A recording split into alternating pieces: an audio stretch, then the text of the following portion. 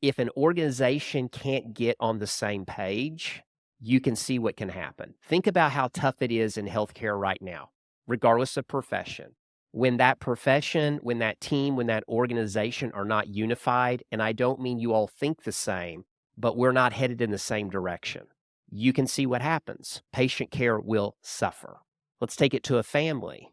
When family members, let's go, let's move. Next. Why are we already talking about moving? We haven't even decided where we're going to go. Division in the family, right? And the beauty of this is we have different opinions, different viewpoints. That's a good thing. I say this often to leaders, we can be right and wrong at the same time. Mm. What do I mean? In this context, we do need to transition wrong in the timing. For me, often transitions need to go slower than I think they should. For others, maybe they need to go a little faster than I think they should.